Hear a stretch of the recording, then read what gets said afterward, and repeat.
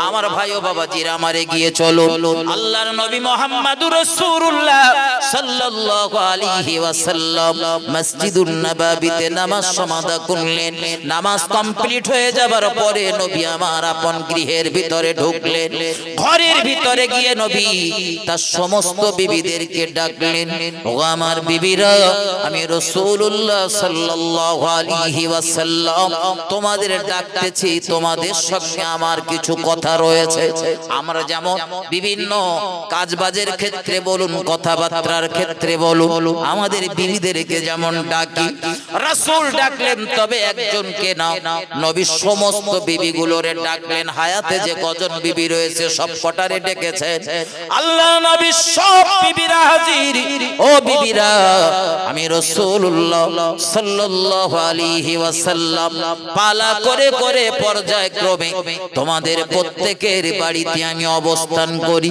কারোর সঙ্গে কখনোই আমি খারাপ আচরণ করি না একজনের শাড়ি দেই আর একজনের শাড়ি দেই না একজনের খাবার পানি জোগাড় করে দেই আর একজনের দেই না একজনের চাল কিনে দেই আর একজনের ভিক্ষা করে খেতিয়া এরকম ব্যবহার নবী করতেন না রাসূল প্রত্যেকের সঙ্গে সুন্দর আচরণ করতেন সমান ব্যবহার করতেন তাই নবী ডাক দিয়ে বললেন বিবিরা আমি মুহাম্মদুর রাসূলুল্লাহ সাল্লাল্লাহু আলাইহি ওয়াসাল্লাম তোমাদের কারো সঙ্গে কি কোনোদিন কোনো খারাপ আচরণ করেছি নবীর বিবিরা এক বাক্যে জবাব দিলেন ইয়া রাসূলুল্লাহ ইয়া হাবিবাল্লাহ হুজুর না না না না কখনোই আপনি আমাদের সঙ্গে খারাপ আচরণ করেননি একটু মহব্বত করে বলুন সুবহানাল্লাহ নবীর জীবন থেকে আদর্শগুলো ধার নেন আমরা আমাদের বিবিগুলোর সঙ্গে কি ব্যবহার করি কত মানুষ রয়েছে হাটঘাট মাঠ থেকে বাড়ি এলো এমন ভাবে বিবিরে ডাকা হাঁকা করে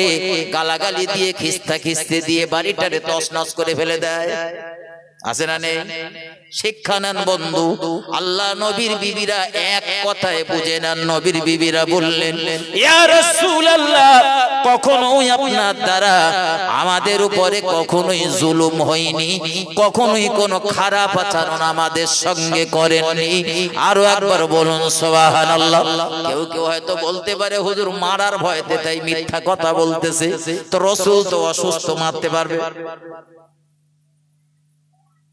আমার বন্ধু নবী তার কোন বিবিকে কখনোই মারেনি একবার শুধু আয়েশা সিদ্দিকার এই মুখটা দুটো আঙ্গুল দিয়ে কি তিনটা আঙ্গুল দিয়ে চেপে ধরে একটা কথা বলেছিলেন আয়েশা রে তুমি আমার যে বিবিটা নিয়ে মন্তব্য করেছো আমার ওই বিবিটা হলো আমি রাসূলুল্লাহ আমার দুঃখের দিনের সঙ্গী খবরদার আমার ওই বিবিকে নিয়ে আর কখনোই তুমি কোনো মন্তব্য করবে না ও বাবাজি ভাইজানেরা আমার আলোচনা মাথায় নেন আমি আপনাদের বিরক্ত করব না মুহাম্মদুর রাসূলুল্লাহ ঘরের ভিতরে অবস্থান করলেন বিবিদের সম্বোধন করে বললেন বিবিরা আজ থেকে আমি রাসূলুল্লাহ আজ থেকে তোমাদের যদি সম্মতি থাকে তোমরা যদি অনুমতি দাও তো আমি রাসূলুল্লাহ আজ থেকে তোমাদের বোন আয়েশা সিদ্দিকার বাড়িতে অবস্থান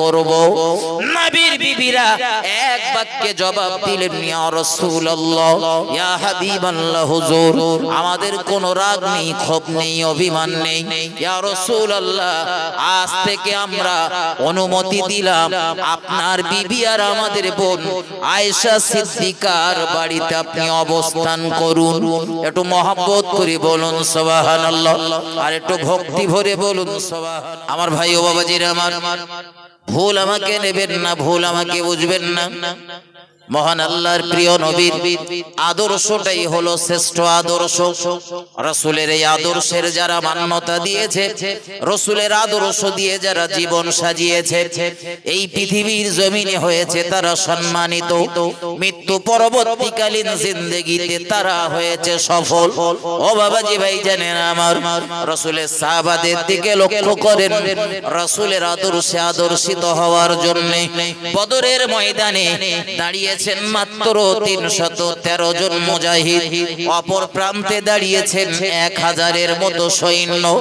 অথচ রাসূলের আদর্শে আদর্শিত হয়ে আল্লাহর দ্বীন গোটা পৃথিবীতে ছড়িয়ে দেওয়ার চিন্তা ভাবনা নিয়ে বদরের প্রান্তে তারা দাঁড়িয়ে গেল। মহান আল্লাহ সাহায্য আসমান থেকে বদরের প্রান্তে নেমে এলো।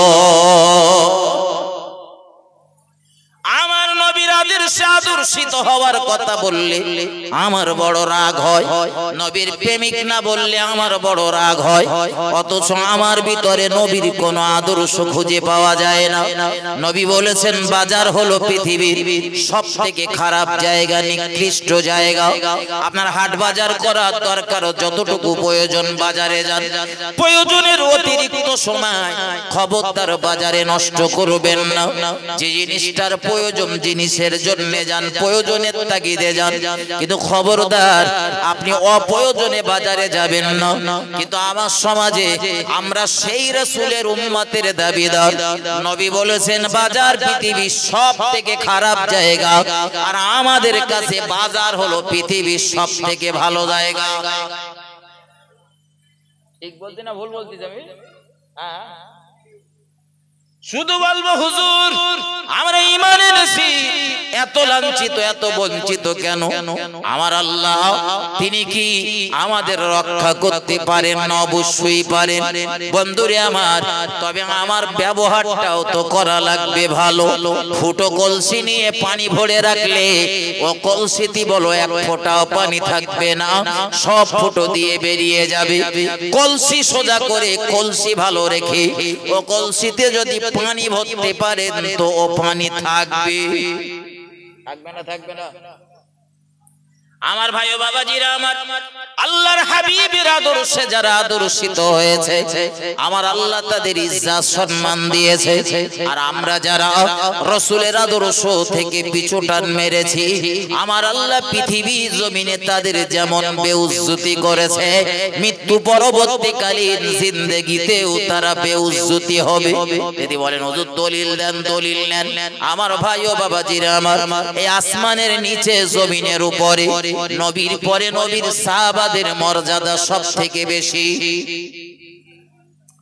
সাহাবাগুলোর দিকে তাকিয়ে দেখুন, তারা আমার নবীর অনুসরণ করতেন, নবীর অনুকরণ করতেন।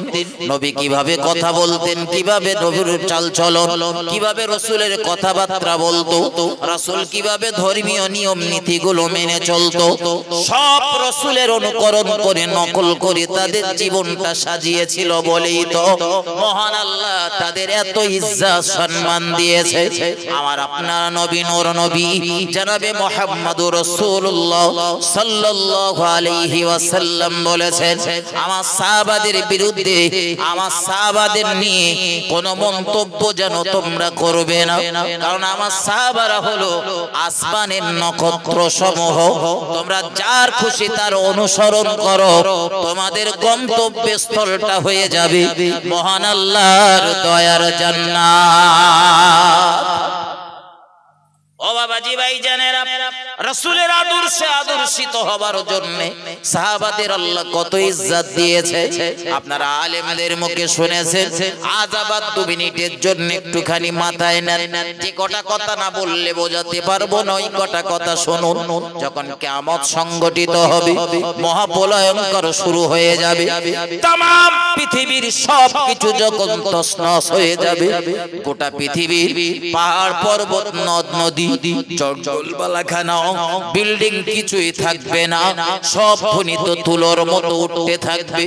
গোটা পৃথিবীটা ফুটবলের বাস্তার মতো মাঠ হয়ে যাবে, কোনো ঘর বাড়িও থাকবে না, কোনো বিল্ডিং বালাখানাও থাকবে না, সব শেষ হয়ে যাবে। মহান আল্লাহ প্রচন্ড রাগান্বিত হয়ে তখন হুঙ্কার দেবেন আর বলবেন লিমানিল মুলকুল ইয়াউম, বলো আজ এই রাজত্বের মালিক কে? কিন্তু অত্যন্ত দুর্ভাগ্য, অত্যন্ত দুর্ভাগ্য, বলতে গেলে তো বলতে হয়।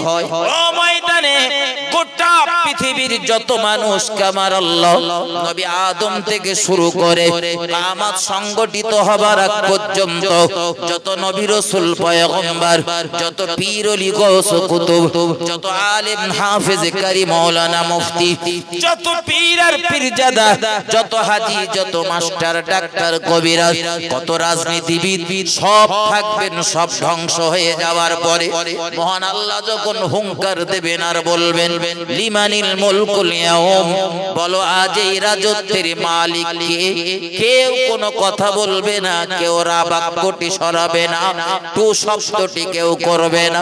আজ হয়তো কেউ জলসা দিলে আমি ফড়ক মারি আর বলি জলসা দিয়ে লাভ কি?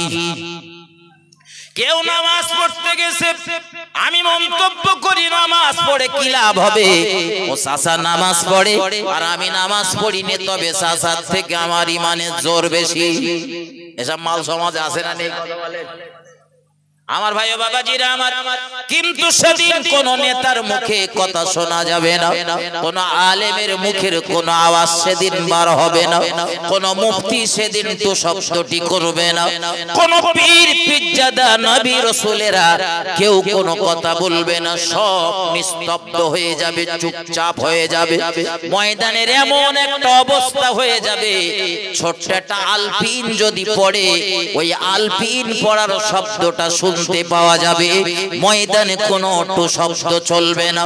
সবাই যখন নীরব, সবাই যখন চুপচাপ, মহান আল্লাহ প্রশ্ন ছুড়েছেন, কিন্তু প্রশ্নের জবাব, প্রশ্নের অ্যানসার, কোশ্চেনের অ্যানসার যখন আসবে না, স্কুল কলেজ ইউনিভার্সিটি গুলোতে লক্ষ্য করে দেখবেন শিক্ষক শিক্ষিকারা যখন কোনো প্রশ্ন করে ওই প্রশ্নগুলোর জবাব ছাত্র ছাত্রীরা দিতে না পারলে উত্তরটাও দেখবেন মাস্টার বা শিক্ষিকারা বলে দেয়। আমার ভাই ও বাবাজিরা আমার, মহান আল্লাহ প্রশ্ন করেছেন, কিন্তু আমরা যখন কেউ কোনো কথা বলবো না, আমার আল্লাহ নিজেই নিজের প্রশ্নের জবাব দেবেন আর বলবেন লিল্লাহিল ওয়াহিদিল কাহ্হার, এই বিরাট রাজত্বের একচ্ছত্র মালিক হলাম আমি আল্লাহ। একটু মহব্বত করে বলুন সুবহানাল্লাহ। ময়দানে আল্লাহ প্রশ্ন যখন ছুড়েছেন, ফেরাউনও রয়েছে ময়দানে, আছে না নেই? কথা বলে যে ফেরাউন নিজের খোদা বলে দাবি করেছিল, নমরুদ, সাদ্দাত, এসব মাল সব ওখানে থাকবে, তো কেউ কোনো কথা বলবে না। আজকের পিরিয়ডের যে ফেরাউন গুলো হয়েছে, আজ পিরিয়ডের যে নমরুদ গুলো রয়েছে পৃথিবীতে, এরাও থাকবে সেদিন, কিন্তু কেউ কোনো কথা বলবে না। আল্লাহ নিজের প্রশ্নের জবাব নিজেই দেবেন। এরপরে যখন বিচারের কাজ শুরু হবে, আমরা সবাই ময়দানে হাজির, আমি হাজির, আপনি হাজির, আপনার বাপদাদা হাজির, আমার বাপদাদা হাজির, পূর্বপুরুষ সব হাজির, নবী আদম থেকে শুরু করে কিয়ামত সংঘটিত হবার আগ পর্যন্ত সবাই ময়দানে রেডি। কিন্তু বিচারের কাজ একটু বিলম্ব হবে, দেরি হবে। মানুষ যখন রেগে থাকে দেখবেন বিভিন্ন কাজ কাম করার ক্ষেত্রে খুব তাড়াতাড়ি করে না, একটু দেরি করে। আপনার ভাষাতে আপনার হয়েছে রাগারাগি, আর মেম্বার শুধু বলতেছে ভাই আসেন না একটু আলোচনায় বসি, একটু সমস্যাটা সমাধান করে দিই, আপনার তো তখন রাগ 160 ডিগ্রিতে উঠে দিয়েছে। তাই হয় না, একটু রাগ ঝাল কম দেখাবেন, একটু রাগ ঝাল একটু কম দেখাবেন, যতটা পারবেন একটু নরম হয়ে চলার চেষ্টা করবেন, একটু ত্যাগ করবেন। ত্যাগের মহিমা রয়েছে ভাই, ত্যাগ করে দেখবেন কখনোই আপনি ঠকবেন না। একটু ত্যাগ করে দেখবেন কখনোই আপনি ঠকবেন না। দুনিয়ায় হয়তো দেখা যাচ্ছে বড় বা 6 ইঞ্চি হয়েছে আর আমার 5 ইঞ্চি হয়েছে, এই যে 1 ইঞ্চির ডিফারেন্স, পার্থক্য, এটা আপনি চোখে দেখতে পাচ্ছেন, কিন্তু আল্লাহ আপনার অন্য দিক থেকে এমন ভাবে দেবে, যদি আপনি নরম হয়ে থাকেন তো দেখবেন বড় ভাস এখানে 1 টাকা আর আপনার থাকবে 10 টাকা। একটু নরম হয়ে চলবেন, লাভ আছে, চলে। এখন ময়দানে সবাই হাজির, আমিও হাজির, আপনিও হাজির, কিন্তু ভয়ঙ্কর তো হবে ওই ময়দান। এই চৈত্র মাসে, বৈশাখ মাসে, ফাল্গুন মাসে ঘরে 2-3টে পাকা চালিয়ে তাই থাকা যায় না। ঘটে না কথা বলে, সূর্য কত দূরে রয়েছে এখন, আমিও মাপিনি আর আপনিও ফিতে ফেলে মাপেননি, কিন্তু বৈজ্ঞানিকেরা এটা অনুমান করে বলেছেন একটা নির্দিষ্ট এত মাইল দূরে রয়েছে। তো সে যত দূরে থাকে থাক, আমি আপনার যেটা বোঝাতে চাইছি, এই এত দূরে থাকার পরেও চৈত্র মাসে 3টে পাকা চালিয়েও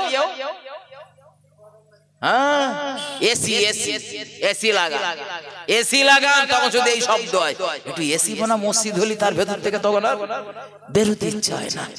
আমি তো প্রচন্ড গরমের সময় যদি কোনো জায়গায় একটু এসি টেসি পেয়েছি, তা চুপচাপ তার মধ্যে বসে থাকি, কাজ কাম না থাকলেও 5 মিনিট একটু বসে থাকি, দেখি না শরীরটা খানিকটা তো ঠান্ডা হবে। তো ওই ময়দানে মাথার আধ হাত উপরে সূর্যের 12টা মুখ খুলে দেওয়া হবে। মানুষ কি কঠিন পরিস্থিতিতে থাকবে একটু ভাববেন। এত ভয়ঙ্কর পরিবেশে বিলম্ব হবে বিচারের, বিচার সহজে হবে না। আপনারা আলেমদের মুখে শুনেছেন আমরা ছুটে ছুটে ছুটে ছুটে সব নবীদের কাছে যাব, যা আমাদের কপালে আছে তাই হবে। আল্লাহ যদি নির্ধারণ করে জাহান্নামে যাবার, তো যাব জাহান্নামে। আল্লাহ নির্ধারণ করলে জান্নাতে, যাব জান্নাতে। তো বিচারটা তো হবে, বিচার হওয়ার পরে যেটা হোক সেটা মেনে নেব। এইরকম একটা চিন্তা ভাবনা নিয়ে আমরা ছুটে ছুটে সমস্ত নবীদের কাছে পৌঁছে যাব। প্রথমত যাব নবী আদম আলাইহিস সালামের কাছে। নবী আদমের কাছে যাব। নবী আদম তো আমাদের দেখে বলবেন, আমি তোমাদের জন্য কিছু করতে পারবো না। হাত তুলে সিলিন্ডার, হাত তুলে সিলিন্ডার। আচ্ছা, যেখানে নবী আদম আলাইহিস সালাম হাত তুলে দেবে, আচ্ছা আমার সেখানে 2 পয়সা দাম থাকবে? আর কথা বলেন। আল্লাহ সাজিয়েছেন যে মানুষটাকে দিয়ে গোটা পৃথিবী, সেই মানুষটির কাছে যখন আমরা যাব, তিনি হাত তুলে দেবেন, সিলিন্ডার করে দেবেন, আমি পারবো না তোমাদের জন্য কিচ্ছু করতে, তোমরা যাও অন্য জায়গাতে দেখো, অন্য কোনো দরবারে গিয়ে দেখো। কারণ আমি মহান আল্লাহর ওই একটা আদেশের একটুখানি মিস্টেক করে ফেলেছিলাম। ইতিহাস তো আপনাদের জানা। আমার ভাই ও বাবাজিরা, আমার সোনার বন্ধুরা, আমার আলোচনা আমার ওই দিকে নয়, চলুন এগিয়ে চলুন। হযরত নবী আদম আলাইহিস সালাম তিনি ফেরত দিয়ে দেবেন। ময়দানে तमाम নবীরা থাকবেন। সমস্ত নবীদের কাছে ছুটে ছুটে ছুটে ছুটে ছুটে ছুটে ও বাবাজি ভাইজানেরা, আমরা নিরাশ হয়ে যাব। কখনো নবী ইব্রাহিম আলাইহিস সালাম, যিনি আমাদের জাতির পিতা, তার কাছে যাব। কখনো হযরত নবী সুলাইমান আলাইহিস সালামের কাছে যাব। গোটা পৃথিবীর অধিকাংশ রাজত্বের মালিক আল্লাহ যাকে দিয়েছিলেন, যিনি ওই মসজিদুল আকসা নির্মাণ করেছিলেন, যিনি জিন জাতির দিয়ে মসজিদুল আকসা নির্মাণ করার পরেও, মারা যাবার পরেও কোন কোন বর্ণনাকারী বলেছেন 6 মাস, আর কোন কোন বর্ণনাকারী বলেছেন 17 বছর ধরে মরে যাবার পরেও দাঁড়িয়েছিল। আর জিন জাতি তাদের কাজ চালিয়ে গিয়েছিল। ও বাবাজি ভাইজানেরা, এত বড় বড় নবী, এত বড় বড় সম্রাটদের কাছ থেকে আমরা ফেরত আসব।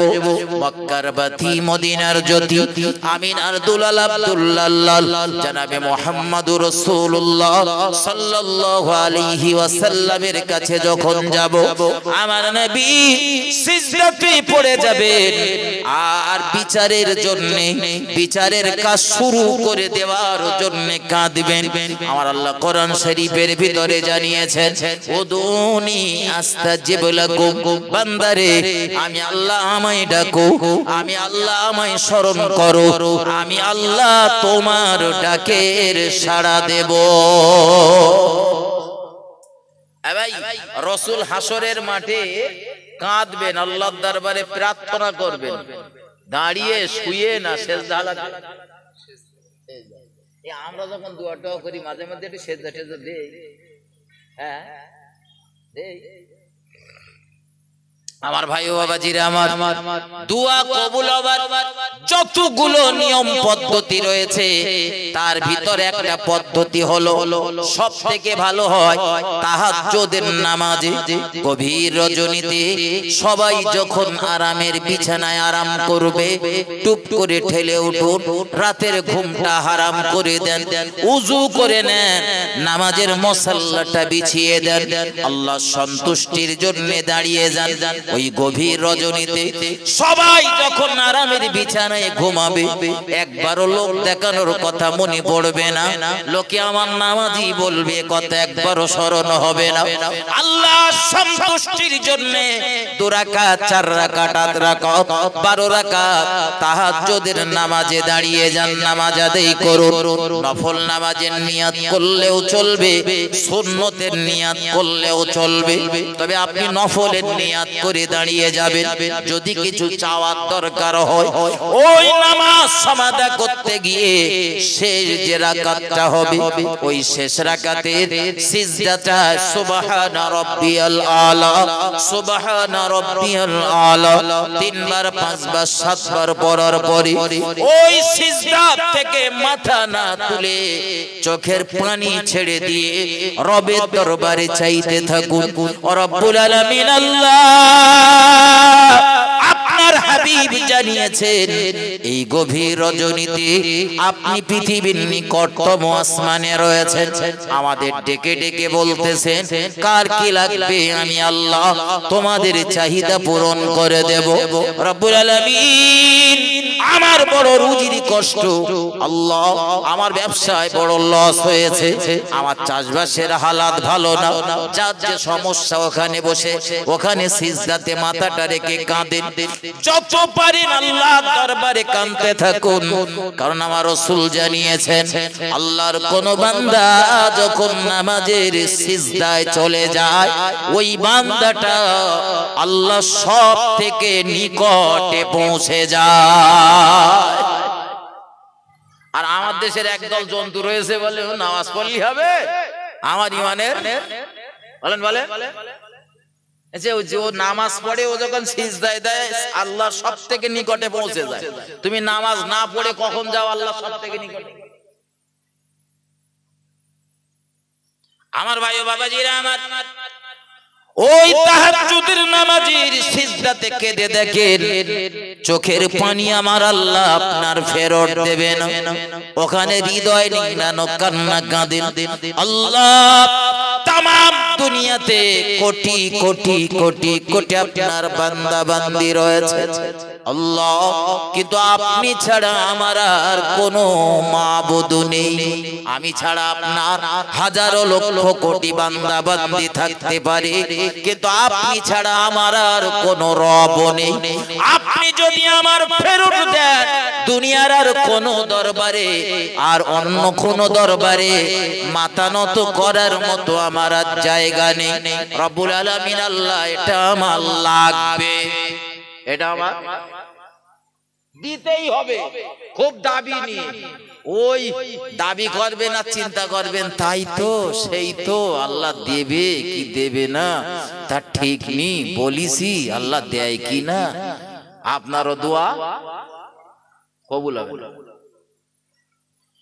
দোয়া কবুল করাতে গেলে 100% ভরসা রাখতে হয় আল্লাহর প্রতি। আমি চেয়েছি আমার আল্লাহর কাছে আমার আল্লাহ আমায় দেবে, ওই জায়গাতে সিজদাতে পড়ে প্রচন্ড কাঁদেন আল্লাহ আমি অসুস্থতার ভিতরে রয়েছি। দুনিয়ার সব ডাক্তার কবিরাজের চিকিৎসা যেখানে শেষ হয় সেখান থেকে তো আপনার চিকিৎসা শুরু হয়। আল্লাহ আপনি যদি আমার শেফা দান করেন দুনিয়ার কোন ডাক্তারের মেডিসিনের আমার প্রয়োজন হবে না, দুনিয়ার কোন ডাক্তারের ওষুধের প্রয়োজন আমার হবে না। আপনি তাহাজ্জুদের নামাজের ওই সিজদাতে কেঁদে দেখুন খুব তাড়াতাড়ি আল্লাহ পাক আপনার মনের চাহিদা পূরণ করে দেবে। এজন্য রাসূল হাসরের ময়দানে সিজদা হালাতে পড়ে যাবেন, সিজদায় গিয়ে কাঁদবেন। এমনি দুটো হাত তুলে তিনি কাঁদতে পারতেন না কথা বলে সিজদায় পড়ে নবী কাঁদবেন, আল্লাহ পাকের সব থেকে নিকটে চলে যাবেন। বান্দা আল্লাহ সব থেকে নিকটে চলে যায়। বান্দা যখন সিজদা দেয়, আমার নবীর জন্য সিজদা দেবেন, আল্লাহ সব থেকে নিকটে গিয়ে ওখান থেকে ডাক দেবেন, আমার রবকে ডেকে রবের দরবারে প্রার্থনা করবেন। আমার রব প্রিয় নবী সাল্লাল্লাহু আলাইহি ওয়াসাল্লামের দোয়া মোনাজাত কে আমার আল্লাহ কবুল করে নেবে। আমরা দোয়া করি, দোয়া কবুল হয় না। আমি গত বছর আপনাদের এই পাশেই কোথায় বলেছিলাম, দোয়া কবুল করাতে গেলে প্রথম নাম্বার শর্ত হলো খাওয়া দাওয়া ভালো করতে হয়। খাওয়া দাওয়া যদি ভালো না থাকে, হাজার চেষ্টা করে কোনো ফায়দা হবে না। এজন্য সবার আগে খাওয়া দাওয়া ভালো করে। গোশ মাছ ডিম খাবার কথা আমি বলিনি বন্ধু, হালাল আর হারাম এইটা বুঝে খাওয়ার কথা বলতেছি। হারাম বর্জন করে হালাল ভক্ষণ করো, জবানটারে সাফ করে দেন। এই জবান কি আল্লাহকে ডেকে দেখবেন, আমার আল্লাহ আপনার ডাকে লব্বাইক বলে সাড়া দেবে। আমার ভাই ও বাবাজিরা, মারে গিয়ে চলুন, আল্লাহ পাকের নবী ওই ময়দানে প্রচন্ড কান্নাকাটি করার পরে মহান আল্লাহ যখন প্রার্থনা কবুল করে নেবেন, বিচারের কাজ শুরু হয়ে যাবে। তবে আমার আল্লাহ ডাক দিয়ে বলবেন, হাবিব, বিচারের জন্য তুমি কেঁদেছো, প্রার্থনা করেছো, আমার দরবারে তুমি মোনাজাত করেছো, আমার দরবারে আবেদন করেছো। হাবিব রে, বন্ধু রে, দোস্ত রে, কাউকে তো পাঠাও, বিচার কাজটা শুরু করি। ময়দানে নবী আদমের মতো নবী রয়েছেন। আল্লাহ পাক যাকে এই পৃথিবীর জমিনে 1000 বছর হায়াত দিয়েছিলেন। আপনাদের এখানকার লোক 1200 বছর করে বাঁচে নাকি? 1000 বছর বেঁচে ছিলেন যে নবী, ওই নবী ময়দানে রয়েছেন। নবী নূহের মতো জগৎ বিখ্যাত একজন নবী রয়েছেন। আমাদের নবী যেমন বিশ্ব নবী, নবী নূহ তিনিও হলেন বিশ্ব নবী। এজন্য নবী নূহের পিরিয়ডে যে প্লাবন হয়েছিল, গোটা পৃথিবী ব্যাপী প্লাবন হয়েছিল। ও বাবাজি ভাইজানেরা, এত বড় একজন নবী শুধু কালিমার দাওয়াত দিয়েছেন 950 বছর। কদিন বলেছি? এত বড় বড় নবী থাকবেন, হযরত নবী ইব্রাহিম আলাইহিস সালামের মতো নবী থাকবেন, যে নবী ইব্রাহিম আলাইহিস সালাম কাবা শরীফ নির্মাণ করার পরে কাঁদতেছিলেন, চোখের পানি ফেলে দোয়া চাইছিলেন। আর পিছনে বা পাশে দাঁড়িয়ে হযরত নবী ইসমাঈল যাবিহুল্লাহ আমিন আমিন বলতেছিলেন। বাপ দোয়া করতেছে আর বেটা আমিন আমিন করতেছে। দুনিয়ার মানুষগুলো শিক্ষা নেওয়ার দরকার, বাপ আর বেটার সম্পর্ক কেমন হওয়ার দরকার। ও বন্ধুরে আমার, হযরত নবী ইব্রাহিমের দোয়ার ফসল হলো আমাদের নবী। একটু মহব্বত করে বলুন সুবহানাল্লাহ। এত বড় নবী ও ময়দানে রয়েছে। একটু আধা নবী না, লক্ষাধিক নবী রাসূল পয়গম্বর ময়দানে রয়েছে। হযরত নবী সুলাইমান আলাইহিস সালামের মতো নবী রয়েছে। এক মুহূর্তে যিনি এক জায়গা থেকে আরেক জায়গায় চলে যেতে পারতেন, টাকা পয়সা তার কোনো অভাব ছিল না।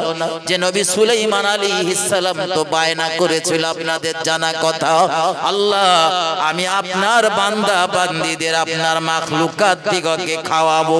কত টাকা থাকলে বায়না করা যায়? বাপ মরেছে, কলমাখানি করতে গিয়ে 80,000 খরচা হবে। 4 ভাই রোজ মারপিট করতেছে, 80,000 খরচা হবে।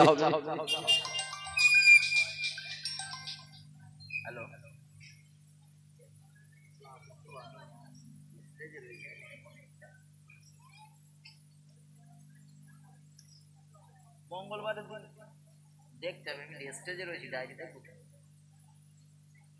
আমি নেমে ফোন করছি। আমার ভাই ও বাবাজিরা, আমার আল্লাহর নবী হযরত নবী সুলাইমান আলাইহিস সালামের মতো নবী রয়েছেন, ময়দানে নবী হযরত দাউদ আলাইহিস সালামের মতো নবী রয়েছেন, হযরত নবী ইয়াকুব আলাইহিস সালামের মতো নবী রয়েছেন, নবী ইউনূস আলাইহিস সালামের মতো নবী, ইউসুফ নবীর মতো নবী, কত নবী রয়েছেন। ময়দানে যেদিকে তাকাবেন নবী নবী নবী নবী নবী। কিন্তু মহান আল্লাহর প্রিয় নবী মুহাম্মাদুর রাসূলুল্লাহ উম্মতের দরদি নবী বলে, ও ময়দানে এত মানুষের ভিড়ে আমার আল্লাহ রাগকে ফেলার জন্য আমি আমার হাতের প্রথম তাসটারে পাঠিয়ে দেব। সর্বপ্রথম আমার বুড়ো সাহাবা হযরত আবু বকরকে পাঠিয়ে দেব। ময়দানে সব নবীরা রয়েছে, কিন্তু আবু বকরকে পাঠাবেন বিশ্ব নবী সাল্লাল্লাহু আলাইহি ওয়াসাল্লাম। এই আবু বকর আমার নবীর বাল্যকাল থেকে আর বুড়োকাল পর্যন্ত সাথী, একদম ছোটবেলা থেকে বুড়োকাল পর্যন্ত। আজ রাসূলের মাজারের পাশে আবু বকরের কবরটা হয়ে রয়েছে। শুধু মরার আগ পর্যন্ত না, মরার পরেও বন্ধু পাশাপাশি শুয়েছে। এজন্য তো আবু বকর হযরত আলীর ডেকে বলতেছিলেন, ভাই আলী রে, যে দুটো হাত দিয়ে তুমি বিশ্ব নবীর গোসল দিয়েছিলে, তোমার কাছে আমার দাবি আমিও ইন্তেকাল করার পরে ওই দুটো হাত দিয়ে তুমি আমার গোসল দেবে। হযরত আলী বলছিলেন, ভাই আল্লাহ পাক যদি হায়াতে রাখেন তো অবশ্যই আপনার দেওয়া এ কথা, এ ওয়াদা আমি পালন করব। এরপরে হযরত আবু বকর বলেছিলেন, ভাই আলী রে, আমি ইন্তেকাল করার পরে আমার রাসূলের কাছ থেকে আমি অনেক কথা জেনে নিয়েছি, কিন্তু নবী দুনিয়া থেকে চলে যাওয়ার আগে আমি আবু বকর ছিলাম শ্বশুর আলায়ে। শেষ কথাটা আমার আর জানা হয়নি, জিজ্ঞাসা করা হয়নি, তাই তুমি জেনে নিও আমি ইন্তেকাল করার পরে আমার রাসূলের মাজার মুকাদ্দাসে গিয়ে সালাম দিয়ে জানিয়ে দিও আমি আবু বকর আমার কবরটা কোথায় হবে। আমার নবী যেখানে বলে দেবেন আমি আবু বকর আমার কবরটা সেখানেই হবে। একটু মহব্বত করে বলুন সুবহানাল্লাহ, আর একটু ভক্তি ভরে বলুন সুবহানাল্লাহ। এই আবু বকরকে মহান আল্লাহর প্রিয় নবী পাঠিয়ে দেবেন হাসরের ময়দানে। আমার আল্লাহ আবু বকরের জীবনের নেকিগুলো, আবু বকরের জীবনের নেক আমালগুলো দেখে প্রিয় রাসূলের আদর্শে কি সুন্দর করে নকল করে জীবন সাজিয়েছিল, এগুলো পর পর পর পর পর পর পর পর দেখার পরে আমার আল্লাহ এত খুশি হয়ে যাবে, আমার আল্লাহ এত রাজি হয়ে যাবে। মহান আল্লাহ যে পরিমাণ রাগ ছিল, ও রাগের অর্ধেকটা এক মুহূর্তের ভিতরে প্রশমিত হয়ে যাবে। একটু মহব্বত করে বলুন সুবহানাল্লাহ, আর একটু ভক্তি ভরে বলুন সুবহানাল্লাহ। ও বাবাজি ভাইজানেরা আমার, আমি আপনাদের যেটা বোঝাতে গিয়ে এত দূর পর্যন্ত চলে এসেছি, নবীর আদর্শে যারা আদর্শিত হয়েছে বেউজ্জতি তাদের হতে হয়নি, আল্লাহ তাদের ইজ্জত সম্মান দিয়েছে। দুনিয়াতেও তারা ইজ্জত পেয়েছে, মৃত্যু পরবর্তীকালীন জিন্দেগিতেও তারা ইজ্জত পাবে। এজন্য সবার আগে দরকার রাসূলের আদর্শে আমাদের আদর্শিত হওয়া। কিন্তু অত্যন্ত দুঃখের সঙ্গে বলতে গেলে বলতে হয়, আমরা ইমানদার মুমিন মুসলমান নবীর আদর্শ থেকে অনেকটা দূরে রয়েছি। আল্লাহর হাবিব সাল্লাল্লাহু আলাইহি ওয়াসাল্লামের জীবনের দিকে তাকিয়ে দেখুন, 63 বছর 6 মাসের জিন্দেগিতে বিশ্ব নবী আমাদের জন্য কত সুন্দর সুন্দর আদর্শ রেখে গিয়েছেন। আমাদের ভিতরে তার কটা আদর্শ রয়েছে আর কটা আদর্শের প্রত্যাখ্যান করেছি মাথায় নাই। আল্লাহর নবী মুহাম্মাদুর রাসূলুল্লাহ সাল্লাল্লাহু আলাইহি ওয়াসাল্লাম, মুহাম্মাদুর রাসূলুল্লাহ সাল্লাল্লাহু আলাইহি ওয়াসাল্লাম আমার নবী যখন দুনিয়া থেকে বিদায় নেবেন, চলে যাবেন, ইন্তেকাল করবেন, পৃথিবী থেকে পর্দা নেবেন, এই পর্দা নেবার কিছুদিন আগে মুহাম্মাদুর রাসূলুল্লাহ সাল্লাল্লাহু আলাইহি ওয়াসাল্লাম অসুস্থতার ভিতরে রয়েছেন। আমার সমাজেও প্রচুর মানুষ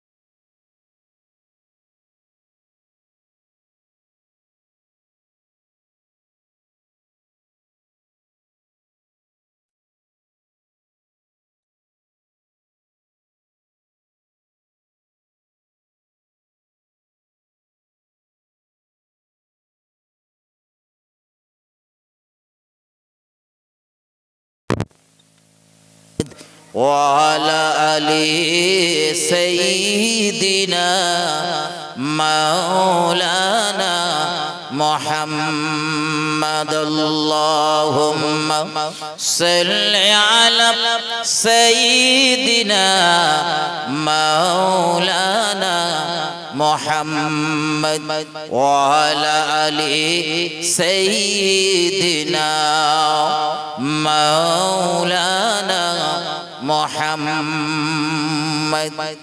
আমার ভাই জানেন আলোচনায় ধ্যান দেন প্রিয় নবী সাল্লাল্লাহু আলাইহি ওয়াসাল্লামের আদর্শে আদর্শিত হতে পারলে লাভ আমাদের আর তার আদর্শ যদি আমরা বর্জন করি ছেড়ে দেই ক্ষতিটাও আমাদের খুব সংক্ষেপে দুটো কথা বাতাই নেন রাসূল যখন পৃথিবী থেকে পর্দা নেবেন চলে যাবেন ইন্তেকাল করার আগে তিনি বেশ কিছুদিন অসুস্থ হয়েছিলেন এবং এই অসুস্থতার ভিতরে ওই যে একজন ইহুদি মহিলা বিষ প্রয়োগ করেছিল খাদ্যের সঙ্গে এই বিষের ক্রিয়াটা রাসূলের জীবনের শেষ লগ্নে এই অসুস্থতার ভিতরে কাজ করতে শুরু করেছে ইহুদি জাতটা না বড় ভয়ঙ্কর জাত ইহুদি জাত খুব ভয়ঙ্কর এরা ৭০,০০০ নবী রাসূলরে মার্ডার করেছে কজন বলেছি ৭০,০০০ আমাদের নবী মুহাম্মদ সাল্লাল্লাহু আলাইহি কে ৮২ বার মার্ডার করতে গিয়েছে কবার এই সেই জাতটার দেশের নাম হলো জি জি জি কত ভয়ঙ্কর জাতরা কল্পনা করতে পারবেন না তো রাসূল করিম সাল্লাল্লাহু আলাইহি ওয়াসাল্লাম তার জীবনের এই শেষ লগ্নে যখন তিনি অসুস্থতার ভিতরে খুব গভীরভাবে নেবেন আমার কথাগুলো এই অসুস্থতার ভিতরে মসজিদুন নববী মুসলমানদের দ্বিতীয় মসজিদ আমরা যেমন প্রথমে নামাজ পড়তাম মসজিদুল আকসা জেরুসালেমের মসজিদুল আকসার দিকে দ্বিতীয় কিবলা পরিবর্তন হওয়ার পরে দ্বিতীয় কিবলা হয় কাবা তো মুসলমানদের এই প্রথম মসজিদটির নাম হলো মসজিদুল কুবা রাসূল মক্কা থেকে হিজরত করে মদিনাতে ঢুকে সর্বপ্রথম যে মসজিদটার ভিত দিয়েছিলেন ওই মসজিদটার নাম হলো মসজিদুল কুবা আর এই মসজিদুল কুবা হলো কুবা নগরীতে অবস্থিত খুব গভীরভাবে ধ্যান দেন এই মসজিদুন নববীতে ভাই আজান হয়েছে আমাদের এই মসজিদগুলোতে আজান হয় না হয় না হয় ৫ ওয়াক্ত নামাজের আজান হয় আমরা অনেকে নামাজ পড়তে যাই অনেকে যাই না আমি নামাজের ওয়াজ করব না চিন্তা নেই নামাজ পড়তে হয় পড়েন না হয় না পড়েন আপনার ব্যক্তিগত ব্যাপার আল্লাহ কোরআনে ৮২ বার বলেছেন আকিমুস সালাহ বান্দা নামাজ কায়েম করো তুমি রবের কথা মানবে কি মানবে না ওটা তোমার ব্যাপার জান্নাত রেডি জাহান্নামও রেডি নামাজ পড়লেও তোমার কবরে শুতি হবে নামাজ না পড়লেও বলেন কবরে শুতি আর যার কবর সব একরকম একটাই কবর হবে নাকি টোটাল এই গ্রামের একটা কবর হবে আলাদা আলাদা হবে না তো যার কবরের হিসাব তার দিতে হবে পড়বা কি পড়বা না আপনার ব্যাপার পড়লে কবরে ভালো থাকবে না পড়লে ভাই তুমি দুঃখ পাবে একদম পাবে এজন্য নামাজটা না ফাঁকি দেবেন না সব ওয়াক্ত যদি মসজিদে যেতে নাও পারেন মসজিদে জামাতের সাথে পড়া ভালো খুব ভালো উত্তম এক ওয়াক্ত যদি আপনি একা বাড়ি নামাজ পড়ে যদি একটা নেকি হয় তো জামাতে নামাজ পড়লে ২৭ গুণ বেশি সওয়াব হবে একটু বলুন সুবহানাল্লাহ একটু আওয়াজ দিয়ে বলেন না সুবহানাল্লাহ ভাই সুবহানাল্লাহ জোরে বললি কি গুনাহ হবে নাকি হ্যাঁ কাল যখন এই সময় কোন জায়গায় বসেছিলেন একবার মুখ সুবহানাল্লাহ বার হয়েছিল তা আজ যখন বার হচ্ছে তো একটু ভক্তি সহকারে আল্লাহর নামটা নেন লাভ হোক আমার ভাই ও বাবাজিরা আমার এই মসজিদুন নববীতে আজান দিয়েছেন হযরত বেলাল রাদিয়াল্লাহু তাআলা মুসলমানদের প্রথম মুয়াজ্জিন আমার সমাজে তো মুয়াজ্জিনের সম্মান নেই আছে আমার সমাজের সব থেকে কম দামি লোকটার নাম হলো মুয়াজ্জিন। সারা মাস ধরে আজান দে, মুয়াজ্জিন সাহেবের মাইনে হলো 1000। নামাজের আজান দেয় ক ওয়াক্ত? 5 ওয়াক্ত। আর মাইনে দেয় 1000, 2000, 2500। খুব বেশি বেশি দিলে হয়তো কেউ 3000 টাকা দেয়, এর উপরে আর যায় না। অথচ এই মুয়াজ্জিনের ইজ্জত কত, এটা যদি মুসলমানেরা জানতো, তো রাসূলের সাহাবারা আক্ষেপ করে বলছিলেন, হুজুর আপনার উম্মতের ভিতরে তো লড়াই লেগে যাবে মসজিদের মুয়াজ্জিন হওয়ার জন্য। নবী জবাব দিয়েছিলেন, না না না, তা নয়, বরং সমাজের সব থেকে নিচু শ্রেণীর লোকগুলোই হবে মুয়াজ্জিন। তার মানে ওদের সমাজে কোনো কদর থাকবে না। মাইনে তো দেবে 1000, চার দোকানে 30 দিন চা খেলি শেষ, সংসার আর চালাতে হবে।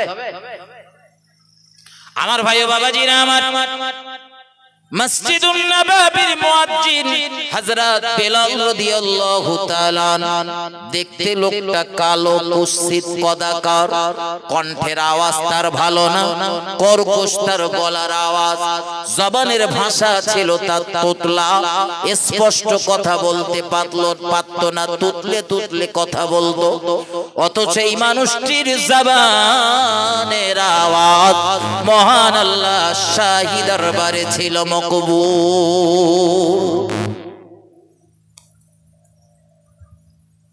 আমার ভাই ও বাবাজিরা আমার, ঠান্ডা মাথায় বুঝুন, গভীরভাবে উপলব্ধি করুন।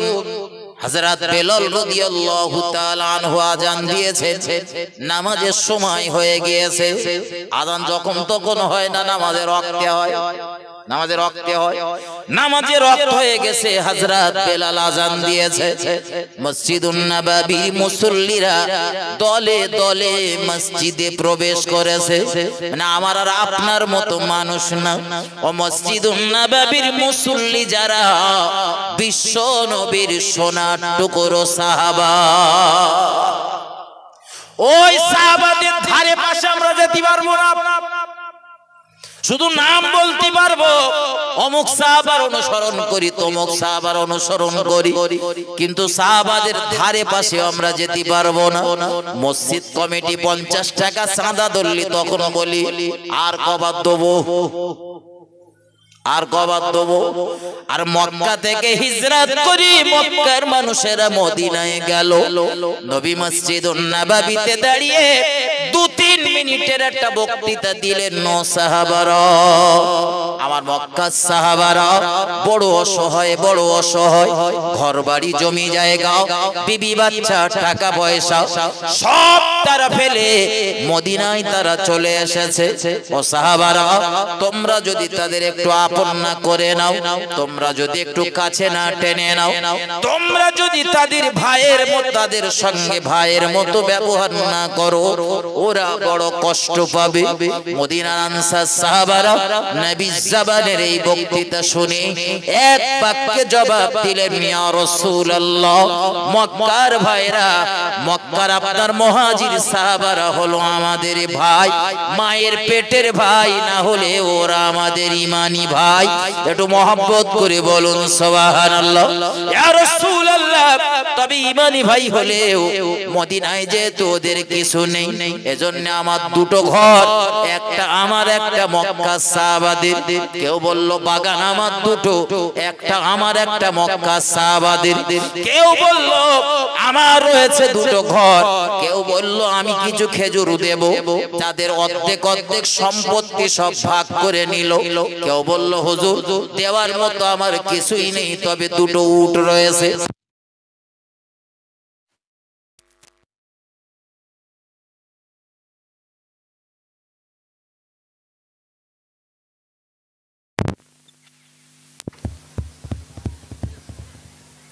আমার ভাই ও বাবাজিরা আমার, মদিনার আনসারেরা সেদিন সাহায্যের হাত বাড়িয়ে দিয়েছিল। আমি একটু আগে বলেছি সাহাবাদের ধারে পাশে আমরা যেতে পারবো না। একটু ভাবেন, যার একটা বাগান তো অর্ধেক অর্ধেক করে নিয়েছে। দুটো বাগান, একটা আমার একটা তোমার, দুটো ঘর, একটা আমার একটা মক্কা সাহাবাদের। আমাদের পক্ষে সম্ভব? কথা বলে ভাই, ঘর করবে 1 ইঞ্চি ঠেলে আসেনি, 2 ফুটের জায়গায় হয়তো 1.5 ফুট ছেড়েছে, তাই তি মাথা ফাটাফাটি ছেড়েছে যে ঠেলিয়েছে তা আমার ভাই ও বাবাজি না, আমার রাগ করলে হবে না, এগিয়ে চলুন বন্ধু, ব্রেন ঠান্ডা করুন, নবিয়ান নবী সাহাবাদের থেকে শিক্ষা নেন, জীবন তৈরি করুন। হযরত প্রিয় নবী সাল্লাল্লাহু আলাইহি ওয়াসাল্লামের ওই মসজিদুন নববী, যে মসজিদের ইমাম হলেন तमाम দুনিয়া সর্বশ্রেষ্ঠ মহামানব মুহাম্মাদুর রাসূলুল্লাহ সাল্লাল্লাহু আলাইহি ওয়াসাল্লাম, ওই মসজিদে সাহাবারা সব হাজির। পৃথিবীর শ্রেষ্ঠ মুয়াজ্জিন হযরত বেলাল হলো মুয়াজ্জিন, আর শ্রেষ্ঠ মহামানব মুহাম্মাদুর রাসূলুল্লাহ হলো ইমাম। এদের পিছনে নামাজ পড়া কোন সৌভাগ্যের ব্যাপার? কথা বলেন আমার বন্ধুরে আমার। আমি মসজিদে ইমাম রেখেছি, ওই ইমামের নামে শুধু রোজ সমালোচনা করি। একটু সুযোগ পেলে ইমামের নামে সমালোচনা, একটু শিক্ষা নিতে পারেন না বন্ধু? আপনার মসজিদের ইমামের হয়ে আমি বলো দালালি করতেছি না। আপনার ইমাম যখনই হাত তোলে আপনার জন্য দোয়া করে, আপনার মরা মা বাপ দাদা দাদির নামে দোয়া করে, আপনার জ্ঞাতি গোষ্ঠীর জন্য দোয়া করে, আপনার আয় রোজগারে যাতে বরকত হয় তার জন্য দোয়া চায়, আপনার বিপদ আপদ মুসিবত যাতে দূর হয় তার জন্য দোয়া চায়। সে যতবার হাত তোলে ততবার আপনাদের ভালোর জন্য দোয়া চায়। আর আমরা কত ভালো লোক হলি, সেই ইমামের পেছনে শুধু সমালোচনা। ও যদি আমাদের বিরোধিতা করত, দুটো কথা বললে মানান যেত, কিন্তু বন্ধু ব্যথা নেবেন না, আলোচনা আমার এখানে না, এগিয়ে চলো মসজিদুন নববীতে। সাহাবারা সব দলে দলে এসে হাজির, সুন্নত নামাজ পড়ে সব যে যার মতো বসে রয়েছে। নবী আসবেন, জামাত শুরু হবে, বিশ্ব নবীর পিছনে আমরা নামাজ আদায় করব। কি বুক ভরা তাদের আশা, কত দূর দূরান্ত থেকে তারা মসজিদে ছুটে আসতো রাসূলের পিছনে নামাজ পড়ার জন্য। আলেমদের মুখ থেকে তো আপনারা শুনেছেন, রাসূলের একজন গরীব সাহাবা শুধু নবীর পিছনে নামাজ পড়ার জন্য বাড়িতে তার একটা কাপড়, ওই একটা কাপড় নিজে ব্যবহার করলে বিবিটা তখন ঘরের ভিতরে একটা গর্তের ভিতরে থাকতে হয়, আর বিবি যখন কাপড়টা পরিধান করে পুরুষটার তখন গর্তের ভিতরে আশ্রয় নিতে হয়। এরকম পরিবেশে রাসূলের ওই সাহাবা ওই গায়ে ওই একটা পোশাক পরিহিত অবস্থাতে রাসূলের পিছনে নামাজ পড়তে আসতো। একটু মহব্বত করে বলুন সুবহানাল্লাহ। ও বাবাজি ভাইজানেরা, মসজিদুন নববীতে সাহাবারা বসে রয়েছেন, নামাজ হবে, কিন্তু দেখা গেল মসজিদের ভিতরে রাসূলের আসতে বড় দেরি হচ্ছে। দেরি আল্লাহর হাবিব সাল্লাল্লাহু আলাইহি ওয়াসাল্লাম দেরি করছেন। আমার বন্ধুরা আমার, সাহাবাদের ভিতরে আলোচনা চলছে। একজন সাহাবা বলছে, কি ব্যাপার, যে সময় রাসূল নামাজ শুরু করেন সময় তো পেরিয়ে যাচ্ছে। তখন হয়তো ঘড়ি ছিল না, ছায়া মেপে মেপে নামাজ হতো। ও বন্ধুরে আমার, এই রাসূলের সাহাবাদের ভিতরে আলোচনা চলছে, সময় তো পেরিয়ে যাচ্ছে, এখনো রাসূল আসতেছে না, জমাতে সময় পেরিয়ে গেল, কি হবে? নবীর কিছু সাহাবা জবাব দিলেন, ভাইজান আল্লাহর হাবিব বড় অসুস্থ, তিনি অসুস্থতার ভিতরে রয়েছেন, একটু সুস্থ হলেই তিনি মসজিদে আসবেন আর নামাজের জামাতের ইমামতি করবেন। একটু মহব্বত করে বলুন সুবহানাল্লাহ। আমাদের মসজিদের ইমামের যদি 3 মিনিট আসতে দেরি হয়, আমরা কি বলি? বলেন বলেন যে হুজুর আখরিতে জমাত হবেন তাই বলি নাকি? দুটো একটা তো পুরো খাড়া হয়ে দাঁড়িয়ে থাকে, ইমাম শুধু একটা মিনিট পরে হুজুর আর আজকে আসবে না, আছে না নেই? সূরা ফাতিহাও হয়তো ভালো করে পড়তে পারে না, এরকম লোক কিছু আছে। মসজিদে যাই, বিভিন্ন মসজিদে দেখেছি, কিচ্ছু বোঝে না, কিন্তু তারও একটু শখ নামাজ পড়াবো, আছে না নেই? আরে ভাই, নামাজ পড়াতে গেলি নামাজের যে সূরা কেরাত গুলো পড়তে হয় ওগুলো তো একটু সহি শুদ্ধ করবে, ভিতরের যে দোয়া দরুদ গুলো রয়েছে ওগুলো তো জানা বোঝার দরকার আছে না নেই? না শুধু হাত তুলে এরকম করে বেঁধে আর একবার কোমর দোলালি আর একবার নিচে চলে গেলি নামাজ হয়ে যায়। আমার ভাই ও বাবাজিরা আমার, ভুল আমাকে নেবেন না, ভুল আমাকে বুঝবেন না। হযরত মুহাম্মদুর রাসূলুল্লাহ সাল্লাল্লাহু আলাইহি ওয়াসাল্লামের মসজিদে আসতে বড় দেরি হচ্ছে। হযরত আবু বকর রাদিয়াল্লাহু তাআলা বিশ্ব নবীর বিখ্যাত সাহাবা, যে সাহাবার কথা একটু আগে আপনার শোনাচ্ছিলাম, আল্লাহর হাবিবের জীবনে সেই বাল্যকাল থেকে যার সঙ্গে বন্ধুত্ব, এজন্য রাসূল কলিমার দাওয়াত নিয়ে আবু বকরের কাছে সর্বপ্রথম গিয়েছিল। যেই আবু বকর কলেমার দাওয়াত দিয়েছিল, আবু বকর সবার আগে ঈমানের কলেমা পড়ে ঈমান ওয়ালা বেনেছিল। বয়স্কদের ভিতরে সবার আগে আবু বকর ঈমান এনেছিল। মহিলাদের ভিতরে আমার রাসূলের বিবি, আমাদের আম্মা জান হযরত খাদিজাতুল কুবরা রাদিয়াল্লাহু তাআলা আনহা, তিনি সর্বপ্রথম ঈমান এনেছিলেন মহিলাদের ভিতরে। বালকদের ভিতরে আমার রাসূলের চাচাতো ভাই বিশ্বনবী 8 বছর 2 মাস 10 দিন বয়সে দাদুকে হারানোর পরে যে চাচার তত্ত্বাবধানে তিল তিল করে নবী বড় হয়ে উঠেছিলেন, ওই চাচার একটা বেটার নাম হযরত আলী রাদিয়াল্লাহু তাআলা, আর একটা ছেলের নাম, রাসূলের আর একটা ভাইপোর নাম হলো জাফর।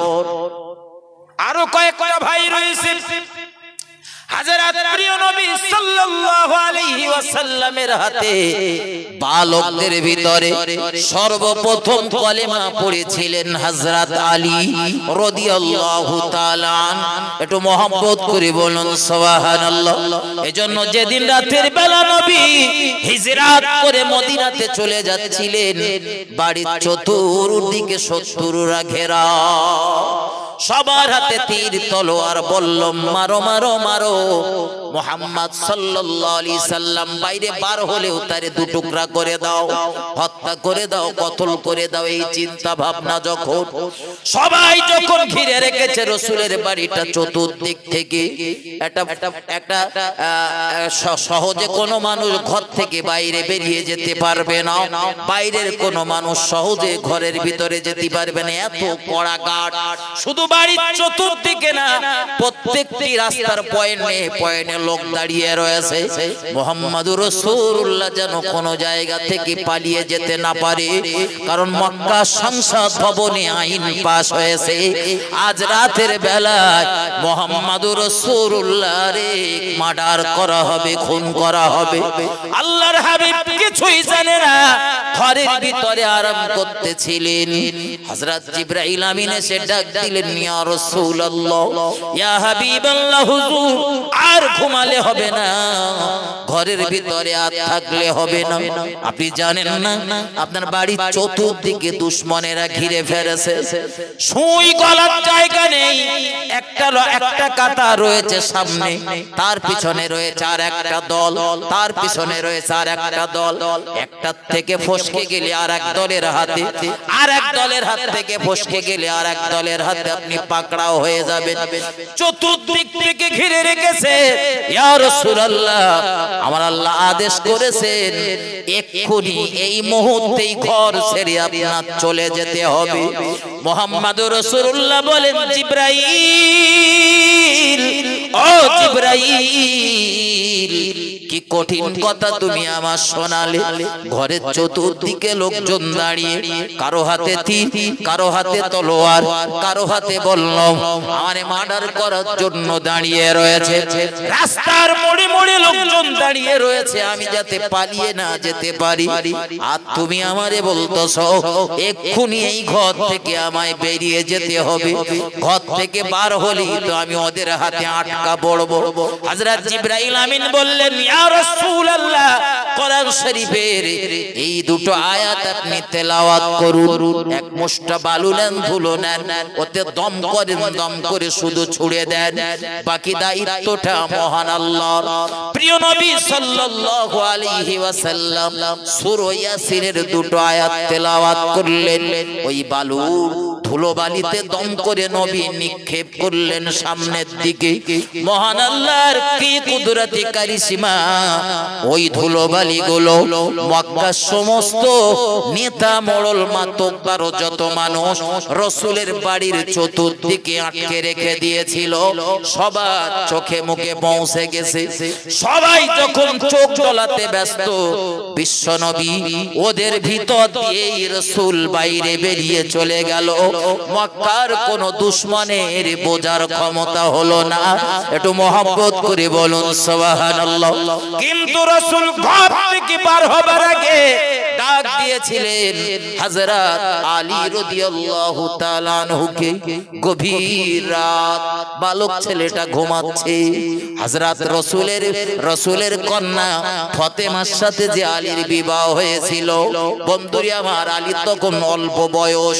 আলীর ডাক দিয়েছে, ভাই আলী, আমার দাদু ইন্তেকাল করার পরে তোমার আব্বা দাদুর মাথার কাছে দাঁড়িয়ে আমারে ওয়াদা করেছিল, মুহাম্মদ সাল্লাল্লাহু আলাইহি ওয়াসাল্লাম, জীবনে তোর কোনোদিন বুঝতে দেব না তোর বাপ মানে।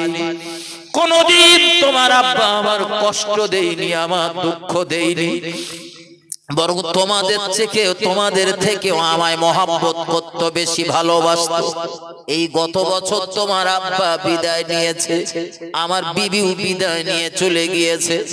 আজ বাড়ির চতুর্দিকে, আমাদের বাড়ির চতুর্দিকটা ঘিরে ফেলেছে, আবারে মার্ডার করবে বলে। আমার চাচা যদি বেঁচে থাকতো, চাচা পাশে দাঁড়িয়ে যেত। বিবি খাদিজা যদি বেঁচে থাকতো, খাদিজা আমার পাশে দাঁড়িয়ে যেত। কেউ নেই রে ভাই আলী, তুই কি পারবি আমার পাশে দাঁড়াতে?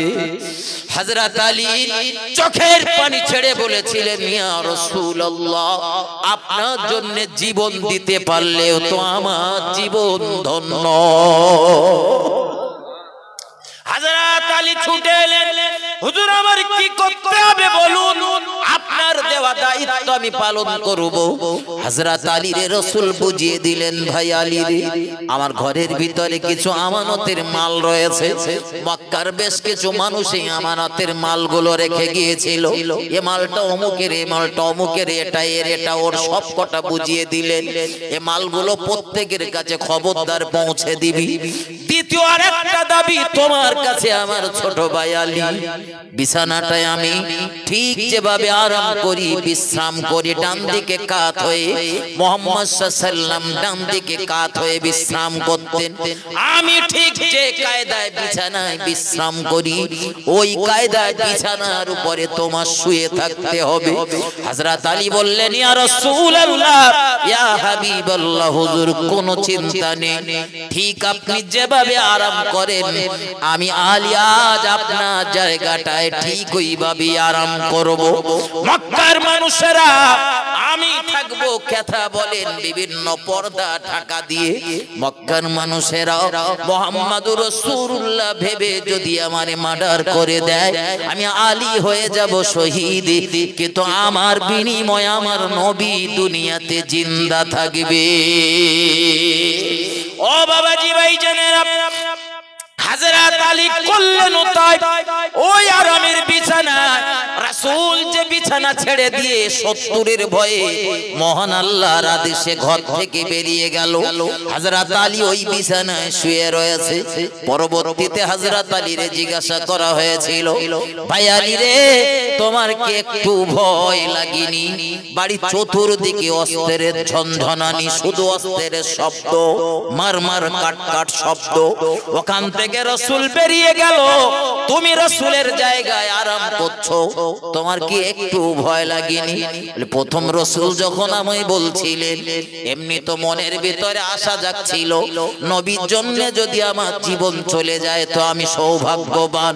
কিন্তু পরে আমার নবী যখন আমার বেশ কিছু মাল দেখিয়ে দিয়ে বলতেছিল, ভাই আলী রে, কাল সকাল বেলা এ মালগুলো অমুকের এ মালগুলো ওদের সবার বাড়ি পৌঁছে দিবি, পরে সময় সুযোগ বুঝে এলাকার পরিবেশ ঠান্ডা হলে আস্তে করে টুক করে মদিনায় চলে আসবি। রাসূল যখন এ কথা আমায় বলেছিল, দুনিয়ার মানুষেরা আমি আলী, আমি বিশ্বাস, আমার ভিতরে বিশ্বাস তৈরি হয়েছিল মুহাম্মাদুর রাসূলুল্লাহ সাল্লাল্লাহু আলাইহি ওয়াসাল্লাম জীবনে কোনোদিন মিথ্যা কথা বলে না। রাসূলের জবান থেকে কখনোই কোনো মিথ্যা শব্দ বার হয় না। নবী যখন বলেছেন এই মালগুলো অমুকের বাড়ি পৌঁছে দিয়ে সময় সুযোগ বুঝে তুমিও মদিনাতে হিজরত করবে, আমার ধারণা জন্মে গেল আমি আলী মদিনায় না পৌঁছানো পর্যন্ত আমার মৃত্যু হবে না, মক্কার কোন মানুষ আমার আর কোনো ক্ষতি করতে পারবে না। একটু মহব্বত করে বলুন সুবহানাল্লাহ। ও বাবাজি ভাইজানেরা, আলোচনা আমার এখানে নয়, আমি আপনাদের যেটা বোঝাচ্ছিলাম, হযরত আবু বকর রাদিয়াল্লাহু তাআলা এখান থেকে রাসূল পার হয়ে আবু বকরের ঘরের দরজার সামনে হাজির। শুধু একবার ডাক দিয়েছেন, ডাক কমপ্লিট হয়নি, আবু বকর ঘরের দরজা খুলে দিয়েছে। রাসূল জিজ্ঞাসা করলেন, কি ব্যাপার আবু বকর, গভীর রাত, এত রাতে তুমি কি আরাম করনি, ঘুমাওনি? হযরত প্রিয় নবী সাল্লাল্লাহু আলাইহি ওয়াসাল্লাম দেখলেন একবার রাসূল ডেকেছেন, ঘরের দরজাটা টুক করে খুলে দিয়ে রাসূলকে ভিতরে ঢুকিয়ে নিয়েছেন। হযরত আবু বকর বলছেন, হুজুর আপনাকে কেউ দেখতে পায়নি তো। অথচ হযরত আবু বকর এটা জানে না যে আজ রাসূল হিজরত করবেন। আমার নবী বড় অবাক হয়ে গেল, আবু বকর আমি যে আজ হিজরত করব, ঘর থেকে বার হয়েছি, বার হব এটা তো আমি নিজেই জানতাম না। হযরত জিবরাইল এসে বলল, তাই আমি বেরিয়ে গেলাম, কিন্তু আমি আসার আগে গাঁটলি পোটলা সব রেডি করে মাথায় করে নিয়ে দাঁড়িয়ে রয়েছো, ঘরের দরজার কাছে সামাজ জিজ্ঞাসা করছো, হুজুর আপনার কেউ দেখতে পাইনি তো? হযরত আবু বকর বললেন, ইয়া রাসূলুল্লাহ, আজ থেকে 6 মাস মতো আগে একবার আপনি বলেছিলেন, ভাই আবু বকর মক্কার পরিবেশ পরিস্থিতি ভালো না, আজ আমার চাচা নেই দুনিয়ায়, আমি রাসূলুল্লাহ, আমার আহা বলার মতো কেউ নাই। আমার বিবি খাদিজা এই মক্কার একজন ধনবান মহিলা, আমার বিবি মারা গেছে, আমার চাচাও বিদায় নিয়ে চলে গিয়েছে, আমার দুটো ঢাল দুটোই চলে গেল, আমার পাশে দাঁড়ানোর মতো কেউ নেই। আর যে পরিমাণ আমার উপরে অত্যাচার জুলুম হচ্ছে, মনে হয় খুব তাড়াতাড়ি আমায় এই দেশ ছেড়ে চলে যেতে হবে। তবে যদি কোনোদিন দেশ ছেড়ে চলে যেতে হয় আবু বকর, সেদিন তুমি হবে আমার সঙ্গী, সেদিন তুমি হবে আমার সাথী, কারণ আমি অন্য কাউকে না নিয়ে তোমায় সঙ্গে নিয়ে বার হব। ইয়া রাসূলুল্লাহ, সেদিন থেকে প্রত্যেকটা রাতের বেলা আমি আপনার জন্য অপেক্ষা করি, কখন দয়ার নবী আসবে, না দয়ার নবীকে নিয়ে আমি হিজরত করব, ঘর থেকে বাইরে বেরিয়ে যাব। একটু মহব্বত করে বলুন সুবহানাল্লাহ।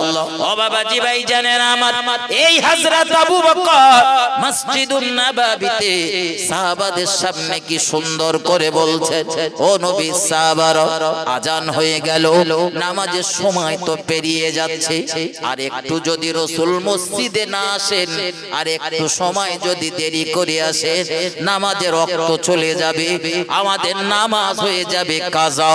এসেছিলাম সব বেশি নেব, জামাতে নামাজ পড়বো বলে, জামাত হবে না, আবার নামাজের রক্ত চলে যাবে। কি হবে, কি পরিবেশ তৈরি হচ্ছে।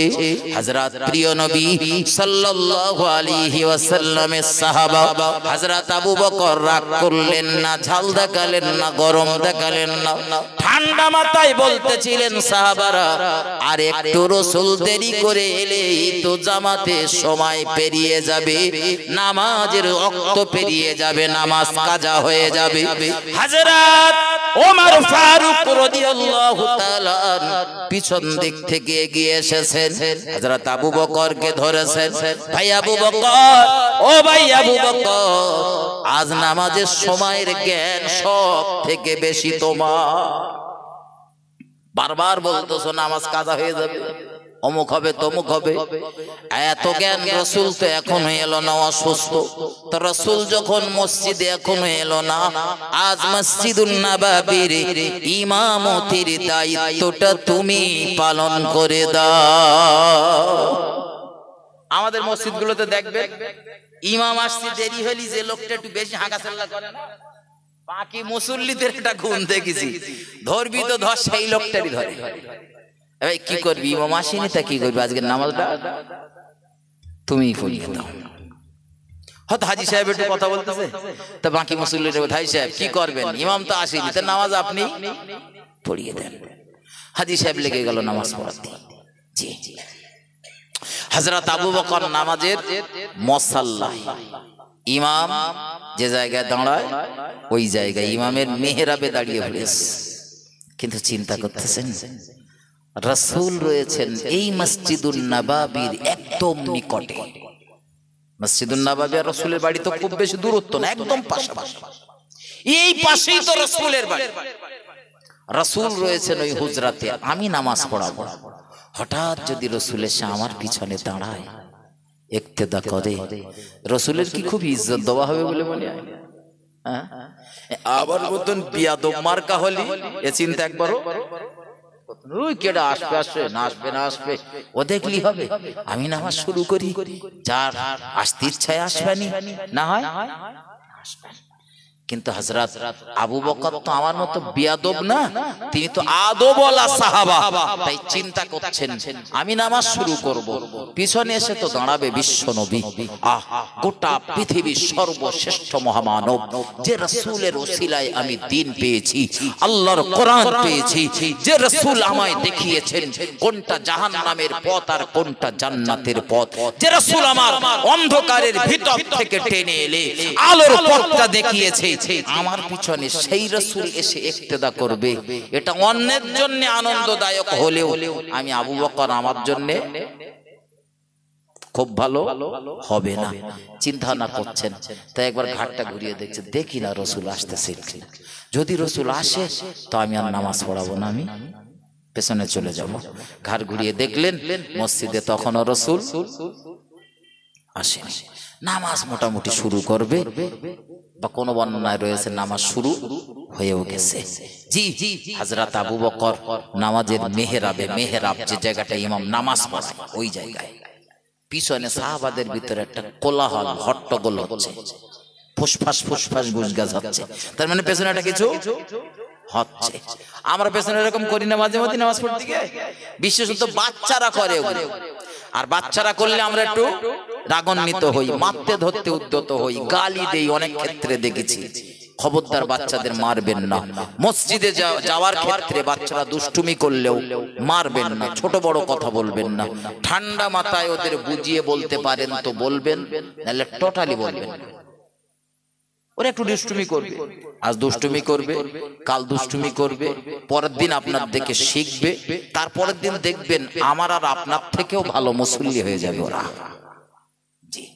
আর আজ যদি ওদের মসজিদ থেকে তাড়িয়ে দেই না, কাল আমার ওই মসজিদটা আবাদ হবে বলে মসজিদগুলোতে জামাতের নামাজ এরকম 4 জন 6 জন 3 জন 8 জন 10 জন, কেন? ওই বাচ্চা তাড়াই তাই, হ্যাঁ, ওই গোড়ায় আসতেছে তারে দিচ্ছি তাড়িয়ে, তা সে আর আসে মসজিদে? ওই মসজিদের মায়া ওর ভিতরে তৈরি হোক। আপনি তো মসজিদে বাচ্চারাকে দুষ্টুমি করলে তাড়িয়ে দেন। আমি একটা মসজিদে দেখেছিলাম, মসজিদটার জায়গাটার নাম আমার স্মরণে বলতেছি। জি, মসজিদের ভিতরে ওই গেটের পাশে একটা টেপাই মতো রয়েছে, তার উপরে একটা বয়মের ভিতরে দেখেছি ক্যাডবেরি ওই চকলেট, 2 টাকা কি 5 টাকা দাম, মোটামুটি ওর ভেতরে রয়েছে। তা আমি ভেবেছি মনে হয় ওকে এই জুমার দিন সব মসজিদে, অনেক মসজিদে বাতাসা মিষ্টি এটা ওটা দেয় না সব রাসায়নি করার জন্য, তো ভেবেছি মনে হচ্ছে ওরকম কেউ কিছু দিয়েছে। এজন্য আমি কর্তৃপক্ষের ভিতরে একজনকে বললাম, ভাই এ কি এই মালটা কিসের? তা বলল, হুজুরে আমাদের মসজিদ কমিটির সিদ্ধান্ত, বাচ্চারা নামাজ পড়তে আসলে, যে বাচ্চাগুলো 5 ওয়াক্ত নামাজ পড়তে আসে, প্রতি ওয়াক্তের নামাজের শেষে ওদের একটা করে চকলেট, নামাজের শেষে চকলেট। আচ্ছা, বাচ্চাগুলো নামাজ পড়তে আসবে না? আসবে না? হ্যাঁ, মসজিদ কমিটির টার্গেট কি? মসজিদে যাতে মুসল্লি তৈরি হয়, ভরে যায়। আমার তো টার্গেট মসজিদে যেন কেউ না আসে, আমি একলাই মোল্লা কি করবো? ওই জন্য তোর বাপ আসে না, তুই আইস কেন বলে দিলে আসে না নেই? আরে ওর বাপ আসে না, ওর বাপের কবর আলাদা হবে, ওর কবর আলাদা হবে, ওর বাপের হিসাব ওর ঘাড়ে চাপাচ্ছেন কেন আপনি? আমার সোনার বন্ধুরা, আমার রাগ করলে হবে না। হযরত আবু বকর রাদিয়াল্লাহু তাআলা তিনি নামাজে দাঁড়িয়ে রয়েছেন, পিছনে কোলাহলের শব্দ হচ্ছে। হঠাৎ বুঝতে পারা গেল মসজিদুন নববীর ভিতরে तमाम দুনিয়ার সর্বশ্রেষ্ঠ মহামানব মুহাম্মদুর রাসূলুল্লাহ সাল্লাল্লাহু আলাইহি ওয়াসাল্লাম 2 জন সাহাবার কাঁধে ভর দিয়ে মসজিদের ভিতরে প্রবেশ করেছে। ও ভাই, প্রিয় নবী সাল্লাল্লাহু আলাইহি ওয়াসাল্লাম মসজিদের ভিতরে 2 জন সাহাবার কাঁধে ভর দিয়ে মসজিদের ভিতরে এসেছেন, মানে রাসূল পুরোপুরি সুস্থ নাকি? সুস্থ হলে তো 2 জনের কাঁধে ভর দেওয়া লাগে, অসুস্থ বলি 2 জনের কাঁধে ভর দিয়ে মসজিদে ঢুকলেন। হযরত আবু বকর রাদিয়াল্লাহু তাআলা তিনি দোস্ততা করছেন, পিছিয়ে আসবেন। মসজিদুন নববী পেশ ইমাম যখন এসে গেছে, আমি অস্থায়ী ইমাম আর থাকবো না, নামাজ রাসূল পড়াবেন, আমরা হয়ে যাব মুক্তাদি, পিছন হটবেন। কিন্তু রাসূল ইশারা করে ইঙ্গিত করে বললেন, আবু বকর সরে আসার দরকার নেই, পিছনে আসার দরকার নেই, একটুখানি সরে যাও, আমি তোমার পাশে বসি এই ওয়াক্তের নামাজ আদায় করব। একটু মহব্বত করে বলুন সুবহানাল্লাহ, আর একটু ভক্তি ভরে বলুন সুবহানাল্লাহ। ও বাবাজি ভাই জানেন, আমার নামাজের কথা বললে অনেকে রাগ করে, আমি নামাজের কথা বলবো না বলেছি, তবে একটা মসলার জায়গা এসেছে বলে দিচ্ছি, মাথায় রাখুন। একদম ইমাম সাহেবের পিছনে দাঁড়িয়ে যারা নামাজ পড়েন, একটু শরিয়াতের কিছু জেনে বুঝে, নামাজ সম্পর্কে কিছু জেনে বুঝে ইমামের পেছনে দাঁড়াবেন, নইলে বলো যে কোনো মুহূর্তে ধরা খেয়ে যেতে পারেন। খাবে না? খাবে না? ইমাম 4 রাকাত নামাজ পড়াতে গিয়ে 2 রাকাত নামাজ পড়ানো হয়েছে, ইমামের পাই হেরেছে, নষ্ট। এখন ইমাম কি ঘাড় ঘুরিয়ে বলবে, ভাই তোমরা বসো, আমি ওযু করে আসি, নামাজ আবার পড়ার থেকে হবে? বলবে? ইমামের জন্য তখন মসলা হলো, নামাজ যে পর্যন্ত হয়েছে ও পর্যন্ত ইমাম সমাধা করার পরে ইমামের জায়গা থেকে ইমাম প্রথম কাতারে চলে আসবে। একদম ইমাম সোজা যে ব্যক্তিটা রয়েছে ওই ব্যক্তিটারে ঠেলে দেবে ইমামের জায়গায়, তুমি ভাই যাও নামাজ পড়াও, আর আমার ওযু নষ্ট হয়েছে, আমি পেছনের দিকে যাই ওযু করতে। এখন যদি মসলা জানা না থাকে, মসজিদের ভিতরে হাঁকা চিল্লা শুরু করে দেবে। দেবে না? দেবে না? ইমামের ভাব ভালো না, নামাজ পড়তে এসে তুমি আমার হাত ধরে টানাটানি করতেছ কেন? মাইনেতে রেখে দিছি তোমার, তুমি আমার হাত ধরে টানাটানি করো কেন? এজন্য নিবন্ধে একটু মশলা মশাইল বুঝতে হয়, জানতে হয়। ইমাম তখন প্রথম কাতারে চলে আসবে, পিছনে যদি আরো কাতার থাকে তো ইমাম প্রথম কাতার থেকে দ্বিতীয় কাতারে যাবে। ঠিক ওই সোজা যে লোকটা রয়েছে তারে ঠেলে দেবে প্রথম কাতারে, ইমাম চলে যাবে দ্বিতীয় কাতারে। এইভাবে প্রত্যেকটা কাতার থেকে পিছন থেকে সামনে একজনকে তুলে দেবে আর ইমাম পেছনে চলে যাবে। এইভাবে ইমাম চলে যাবে ওযু করতে, আর ততক্ষণ নামাজ পড়াতে হবে ওই সামনে ঠেলে দেওয়া লোকটার। এখন যদি কিচ্ছু না জানে সুবহানাল্লাহ দিয়ে চালাবে নাকি? ধরেন মাগরিবে 3 রাকাত নামাজের ভিতরে 1 রাকাত হয়েছে, ইমাম সাহেব 1 রাকাতে তার গেল ওযু নষ্ট হয়ে। ইমাম একটা সূরাকে রাত পড়েছে, বেরিয়ে গেছে, তারপরে উনি যাবে তো উনি তো সুবহানাল্লাহ ছাড়া আর কিছু জানে না, উনি এখন কি করবে? এই জন্য বলেছি বন্ধু, একদম ইমামের পিছনে যারা দাঁড়াবেন একটু হিসাব করে দাঁড়াবেন, একটু জেনে বুঝে তাই দাঁড়াবেন, নাহলে যে কোনো মুহূর্তে ফেঁসে যেতে পারেন। আমার বন্ধুরে আমার এগিয়ে চলে, তবে প্রথম কাতারে নামাজ পড়া বলো সব বেশি, প্রথম কাতারে নামাজ সব বেশি। যে কথা বলিস হয়তো সামনের কাতারে আর কেউ যাবে না। আমার ভাই বাবাজিরা আমার, প্রথম কাতারে ইমামের পেছনে দাঁড়াবেন ভালো লোক, পাশে অন্য লোক থাকলে সমস্যা নেই। এগিয়ে চলুন, এগিয়ে চলুন। হযরত প্রিয় নবী সাল্লাল্লাহু আলাইহি ওয়াসাল্লাম হযরত আবু বকরকে ইশারা করে বললেন, আবু বকর তুমি একটুখানি সাইড হয়ে যাও, আমি রাসূলুল্লাহ তোমার পাশে বসি নামাজ আদায় করব। আরো একবার বলুন সুবহানাল্লাহ। যে রাসূল নামাজ পড়লেন, টোটাল নামাজটা পড়লেন ওই আবু বকরের পাশে বসে বসে। মসজিদুন নববীর যে জায়গাটায় বসে রাসূল নামাজ পড়লেন ওখানে একটা চেয়ার টিয়ার ছিল নাকি বলেন? টেবিল খাট। আমার দেশে আমি কাউকে টার্গেট করে কাউকে লক্ষ্য করে বলছি না, যেটা ভুল সেটা ভুল, ওটা আমি করলেও ভুল আপনি করলেও ভুল। আমার দেশে কিছু মসজিদে গেলে চেয়ার দেখা যায়, যায় না? যায় না? আমি বলতেছি না বলো চেয়ারে নামাজ হবে না, একবারও বলিনি, কিন্তু ভাই চেয়ারে নামাজ পড়তে গেলে কিছু পদ্ধতি অবলম্বন করতে হয়, সেগুলো করেছেন তো? করেছেন?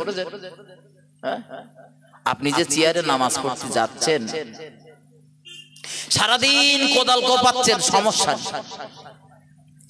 এখান থেকে বাদুড়ে পর্যন্ত সাইকেল চালিয়ে গেছেন, সমস্যা।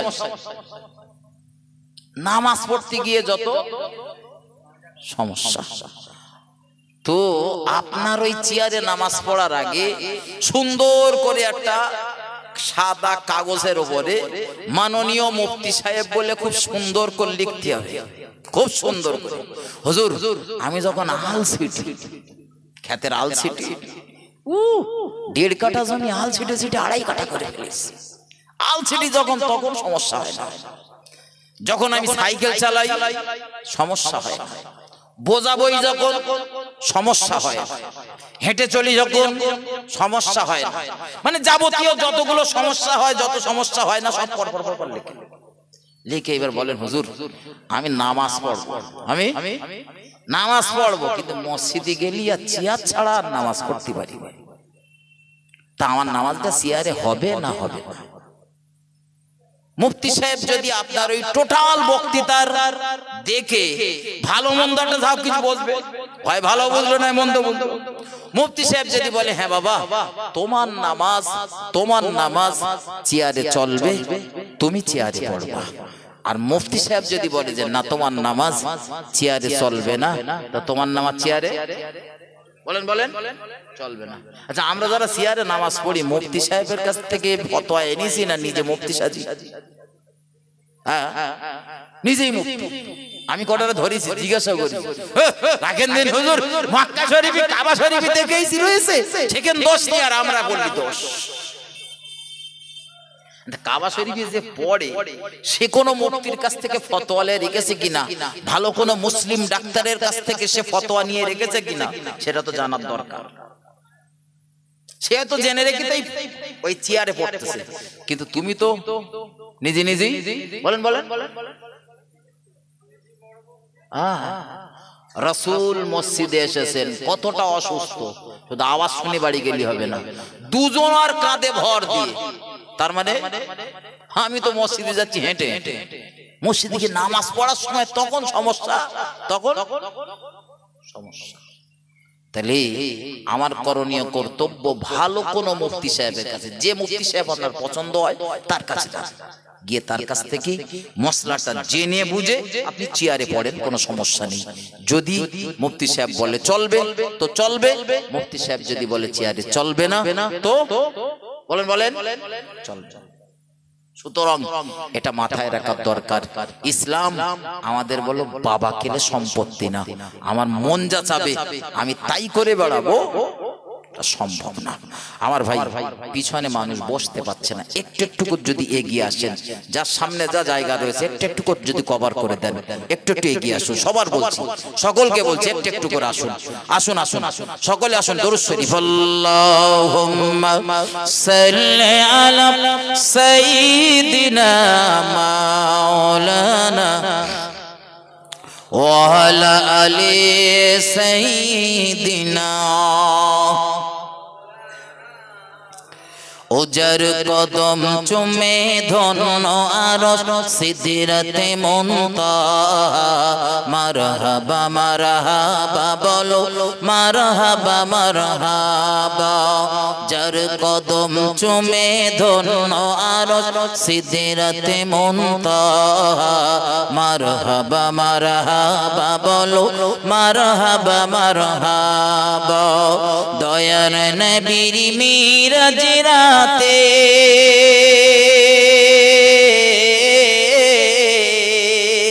জিবরিল এলো বুরাক সাথে,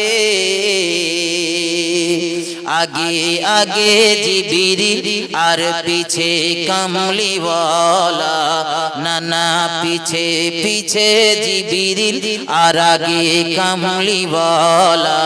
মারহাবা মারহাবা বলো মারহাবা মারহাবা। যার কদম চুমে ধন্য আরশ সিদরাতে মুনতাহা, মারহাবা মারহাবা বলো মারহাবা মারহাবা। আল্লাহুম্মা সাল্লি আলা সাইয়্যিদিনা মাওলানা মুহাম্মদ ওয়া আলা আলি সাইয়্যিদিনা। আমার ভাই জানেরা, ঠান্ডা মাথায় বুঝুন, আমি আপনাদের জ্বালাতন করব না। পরবর্তী ওলামা হযরতকে আসার জন্য অনুরোধ রইল।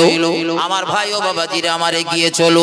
তাহলে যে মশলাটা বলেছি, চেয়ারে নামাজ পড়তে গেলে অবশ্যই আপনার মুফতি সাহেবের দ্বারস্থ হতে হবে। মুফতি সাহেব যেটা বলবে সেই অনুযায়ী আপনি নামাজ পড়বেন, নাইলে শরীয়তের মাপকাঠিতে নামাজের যে হুকুম, যে পদ্ধতি রয়েছে ওই পদ্ধতিতে আপনি নামাজ পড়েন। সুস্থ রয়েছেন দাঁড়িয়ে পড়েন, অসুস্থ রয়েছেন বসে পড়েন, আরো অসুস্থ মাজা পেড়া করে পড়েন, আরো অসুস্থ শুয়ে রয়েছেন তো উঠতে পারছেন না, ইশারা ইঙ্গিতে হলেও পড়েন। বন্ধুরে আমার, চেয়ারে নামাজ পড়ার হুকুম বলেননি, এজন্য চেয়ারে নামাজ পড়তে গেলে মুফতি সাহেবের অনুমতি লাগবে। আমার প্রতি রাগ না করে তোমার জীবনের নামাজগুলো যাতে বরবাদ না হয় তার জন্য মুফতি সাহেবের কাছে যেও। আমার ভাই ও বাবাজিরা আমার এগিয়ে চলো। আল্লাহর নবী মুহাম্মদুর রাসূলুল্লাহ সাল্লাল্লাহু আলাইহি ওয়াসাল্লাম মসজিদুন নববীতে নামাজ সমাদা করলেন। নামাজ কমপ্লিট হয়ে যাবার পরে নবী আমার আপন গৃহের ভিতরে ঢুকলেন। ঘরের ভিতরে গিয়ে নবী তার সমস্ত বিবিদেরকে ডাকলেন, ও আমার বিবিরা, আমি রাসূলুল্লাহ সাল্লাল্লাহু আলাইহি ওয়াসাল্লাম তোমাদের ডাকতেছি, তোমাদের সঙ্গে সঙ্গে আমার কিছু কথা রয়েছে। আমরা যেমন বিভিন্ন কাজবাজের ক্ষেত্রে বলুন, কথাবার্তার ক্ষেত্রে বলুন, আমাদের বিবিদেরকে যেমন ডাকি, রাসূল ডাকলেন তবে একজনকে না, নবী সমস্ত বিবিগুলোরে ডাকলেন। হায়াতে যে কজন বিবি রয়েছে সব কটারে ডেকেছেন। আল্লাহ নবী সব বিবিরা হাজির। ও বিবিরা, আমি রাসূলুল্লাহ সাল্লাল্লাহু আলাইহি ওয়াসাল্লাম পালা করে করে পর্যায়ক্রমে তোমাদের প্রত্যেকের বাড়িতে আমি অবস্থান করি। কারোর সঙ্গে কখনোই আমি খারাপ আচরণ করি না। একজনের শাড়ি দেই আর একজনের শাড়ি দেই না, একজনের খাবার পানি জোগাড় করে দেই আর একজনের দেই না, একজনের চাল কিনে দেই আর একজনের ভিক্ষা করে খেতিয়া। এরকম ব্যবহার নবী করতেন না। রাসূল প্রত্যেকের সঙ্গে সুন্দর আচরণ করতেন, সমান ব্যবহার করতেন। তাই নবী ডাক দিয়ে বললেন, বিবিরা, আমি মুহাম্মদুর রাসূলুল্লাহ সাল্লাল্লাহু আলাইহি ওয়াসাল্লাম তোমাদের কারো সঙ্গে কি কোনোদিন কোনো খারাপ আচরণ করেছি? নবীর বিবিরা এক বাক্যে জবাব দিলেন, ইয়া রাসূলুল্লাহ, ইয়া হাবিবাল্লাহ, হুজুর, না না না না, কখনোই আপনি আমাদের সঙ্গে খারাপ আচরণ করেননি। একটু মহব্বত করে বলুন সুবহানাল্লাহ। নবীর জীবন থেকে আদর্শগুলো ধার নেন। আমরা আমাদের বিবিগুলোর সঙ্গে কি ব্যবহার করি? কত মানুষ রয়েছে হাটঘাট মাঠ থেকে বাড়ি এলো, এমন ভাবে বিবিরে ডাকা হাঁকা করে, গালাগালি দিয়ে, খিস্তা খিস্তি দিয়ে বাড়িটারে তছনছ করে ফেলে দেয়। আছে না নেই? শিক্ষা নেন বন্ধু। আল্লাহ নবীর বিবিরা এক কথায় বুঝে নেন। নবীর বিবিরা বললেন, ইয়া রাসূলুল্লাহ, কখনোই আপনার দ্বারা আমাদের উপরে কখনোই জুলুম হয়নি, কখনোই কোনো খারাপ আচরণ আমাদের সঙ্গে করেননি। আরো একবার বলুন সুবহানাল্লাহ। কেউ কেউ হয়তো বলতে পারে, হুজুর মারার ভয়তে তাই মিথ্যা কথা বলতেছে, তো রাসূল তো অসুস্থ, মারতে পারবে? আমার বন্ধু নবী তার কোন বিবিকে কখনোই মারেনি। একবার শুধু আয়েশা সিদ্দিকার এই মুখটা দুটো আঙ্গুল দিয়ে কি তিনটা আঙ্গুল দিয়ে চেপে ধরে একটা কথা বলেছিলেন, আয়েশা রে, তুমি আমার যে বিবিটা নিয়ে মন্তব্য করেছো, আমার ওই বিবিটা হলো আমি রাসূলুল্লাহ আমার দুঃখের দিনের সঙ্গী। খবরদার আমার ওই বিবিকে নিয়ে আর কখনোই তুমি কোনো মন্তব্য করবে না। ও বাবাজি ভাইজানেরা আমার, আলোচনা মাথায় নেন, আমি আপনাদের বিরক্ত করব না। মুহাম্মদুর রাসূলুল্লাহ ঘরের ভিতরে অবস্থান করলেন, বিবিদের সম্বোধন করে বললেন, বিবিরা, আজ থেকে আমি রাসূলুল্লাহ, আজ থেকে তোমাদের যদি সম্মতি থাকে, তোমরা যদি অনুমতি দাও, তো আমি রাসূলুল্লাহ আজ থেকে তোমাদের বোন আয়েশা সিদ্দিকার বাড়িতে অবস্থান করব। নবীর বিবিরা এক বাক্যে জবাব দিলেন, ইয়া রাসূলুল্লাহ, ইয়া হাবিবাল্লাহ, হুজুর, আমাদের কোনো রাগ নেই, ক্ষোভ নেই, অভিমান নেই। ইয়া রাসূলুল্লাহ, আজ থেকে আমরা অনুমতি দিলাম আপনার বিবি আর আমাদের বোন আয়েশা সিদ্দিকার বাড়িতে আপনি অবস্থান করুন। একটু মহব্বত করে বলুন সুবহানাল্লাহ, আর একটু ভক্তি ভরে বলুন সুবহানাল্লাহ। আমার ভাই, রাসূল করিম সাল্লাল্লাহু আলাইহি সাল্লাম ইচ্ছা করলে তাদের উপরে চাপিয়ে দিতে পারতেন, নবী বিবিদের উপরে জোর করে বলতে পারতেন, ও বিবিরা, তোমাদের কারো বাড়ি আজ থেকে আমি আর যাব না। নবীর কোন বিবির কোন মন্তব্য ঢপে টিকতো? রাসূল যদি বলতেন টিকতো না। কিন্তু রাসূল চাপিয়ে না দিয়ে রাসূল বিবিদের থেকে অনুমতি নিয়ে আয়েশা সিদ্দিকার বাড়িতে জীবনের ওই শেষ কটা দিন অবস্থান করলেন। শুধু জীবনের শেষ কটা দিন বললে ভুল হবে। আজও তো প্রিয় রাসূল আম্মা জান, আমাদের আম্মা জান আয়েশা সিদ্দিকার যে ঘর, যে হুজরা ছিল, সেই হুজরার ভিতরেই তো রাসূলের মাজার মুকদ্দাস। আমার দেশে কত বিবি রয়েছে স্বামীরে খুব ভালোবাসে, ঘন ঘন আই লাভ ইউ বলে, খুব ভালোবাসে। দুদিন বাপের বাড়ি গেলে শুধু ঘন ঘন কখন আসপাতে যে একটা বিবির একটু জিজ্ঞেস করতে দেখবেন, স্বামী মারা যাওয়ার পরে কি আর করবি, তো স্বামীটা তো মারা গেছে, মহব্বত তো খুব করতিস। নবীর বিবি মারা যাওয়ার, রাসূল সাল্লাল্লাহু আলাইহি সাল্লাম ইন্তেকাল করার পরে নবীর বিবি আয়েশার ঘরের ভিতরে রাসূলের মাজার হয়েছে। তুই তো আমার বিরাট মহব্বত করিস, তুই যে ঘরটায় থাকিস ওই ঘরটার দেয়ালের একটা দিকে আমার খবরটা দিস কোনি, বাকি দিকটা তুই খাটটাট পেতে থাকিস কোন। সেটা রাজি হবে বলে মনে হয়? আমার ভাই আলোচনা আমি বাড়াবো না, এখানে রাখতেছি। হয়তো আরো 10 মিনিট বলে দিতে পারতাম, কিন্তু এই দাওয়াতটা না আপনাদের সোদপুরের দাওয়াতটা না পরে নেওয়া, আগের দাওয়াতটা নেওয়া রয়েছে আমার অনেকটা দূরে, 10:30টায় টাইম, আমি আধ ঘন্টার ভিতরে ঢুকতে পারবো না। আর ওখানে রয়েছে মুফতি সাহেব হুজুর, মুফতি সাহেব হুজুরের তো কেমন টাইম জ্ঞান ভালোই জানে, সময় হয়ে যাবে ছেড়ে বেরিয়ে যাবে। এজন্য কর্তৃপক্ষের সাথে দাওয়াত নেবার সময় দাবি যে ভাই 10টা বাজতে 10 মিনিট আগে আমার ছেড়ে দিতে হবে। যথারীতি সময় পরবর্তী ওলামা হযরত এসেছেন, তিনি নাস্তা পানি করছেন, সম্ভবত তিনি আসছেন, তিনি স্টেজে আসতে যতটুকু টাইম 2 মিনিট কি 4 মিনিট যদি দেরি হয়, তিনি এসেছেন, আমি দেখলাম গাড়ি নিয়ে ঢুকেছেন, তো তিনি আসতে যতটুকু টাইম ততক্ষণে হুজুর একটু আপনাদের নিয়ে সালাম কিয়াম করুক আর দুটো কথা বলুক, আপনারা একটু ধীর স্থিরতার সাথে ভাইয়ের কথাগুলো শুনতে থাকুন, আমার জন্য দোয়া রাখবেন, আমিও আপনাদের জন্য দোয়া করব। আল্লাহ তৌফিক দিলে আবার আসবো, সেদিন কিছু নতুন কথা শোনানোর চেষ্টা করব। ওয়া আখিরু দাওয়ানা আনিল হামদুলিল্লাহি রাব্বিল আলামিন। আসসালামু আলাইকুম ওয়া রাহমাতুল্লাহি ওয়া বারাকাতুহু। আসসালামু আলাইকুম। ভক্তি ভরে দরুদ শরীফ আল্লাহুম্মা